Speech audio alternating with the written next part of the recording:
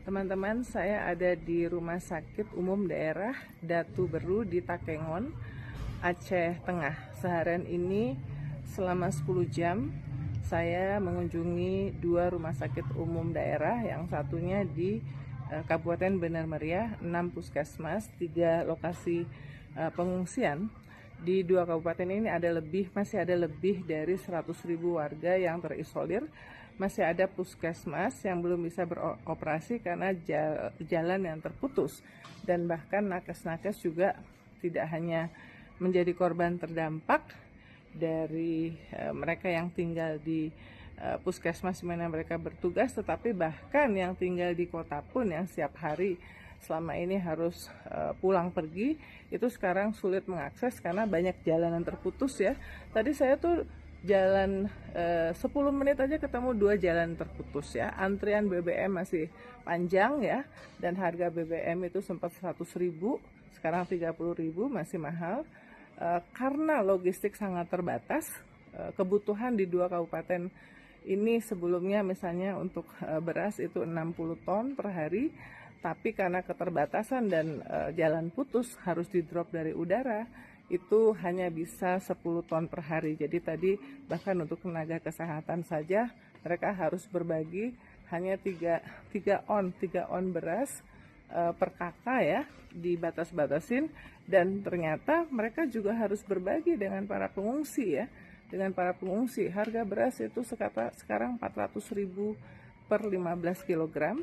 Saya berbicara dengan beberapa kepala puskesmas, yang kebetulan ada 4 kepala puskesmas yang tadi saya temui itu perempuan ya, ibu punya anak kecil-kecil, untuk memberi makan anaknya saja kesulitan ya, terutama 3 minggu pertama ya. 3 minggu pertama sudah banjir bandang tanggal 26 November. Nah ini kan Rumah Sakit Umum Daerah Datu Beru di Takengon, kelihatan bangunannya tidak terganggu ya. Tapi yang ternyata di balik bangunan yang masih berdiri ini ada kerusakan yang luar biasa yang dialami oleh peralatan kesehatan yang sangat bergantung kepada stabilitas dari listrik. Vaksin yang tidak bisa digunakan lagi, vaksin yang harus disimpan dalam suhu tertentu dalam box ice ya, karena minimal ada 2 minggu listrik padam. Ketika kemudian nyala di beberapa kota, nyalanya itu juga belum stabil ya. Jadi makanya listrik yang stabil, kemudian genset, Starlink, internet, kemudian pasokan obat-obatan, ambulan, itu menjadi salah satu yang mengemuka dalam pertemuan Menteri Kesehatan dengan Kepala Dinas Kesehatan di semua wilayah terdampak bencana banjir bandang.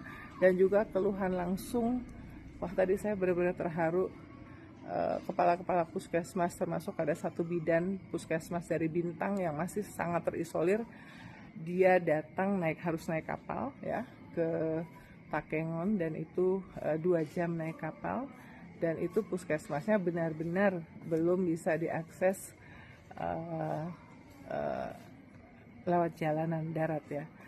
Jadi memang memasuki hari ke-24 bencana banjir bandang, setidaknya yang saya saksikan langsung dengan mata kepala saya sendiri, kesulitan yang dialami oleh warga itu masih sangat besar. Jadi awalnya susah sembako misalnya, sekarang makin kesini banyak bantuan, tetapi distribusi itu menjadi masalah, logistik menjadi masalah, untuk mobilitasnya jatuhnya jadinya harganya tuh mahal gitu ya, harganya jadi lebih mahal. Ini adalah situasi yang sedang dihadapi, dan itu juga dialami oleh di tempat-tempat yang terdampak parah, baik itu di Tapanuli, kemudian Sumatera Barat ya, kemudian di Aceh Tamiang yang tentu teman-teman juga mengikutinya setiap jam, setiap hari. Kita doakan semoga warga terdampak tabah, sabar, dan bantuan yang diinginkan segera dipenuhi, segera didapatkan.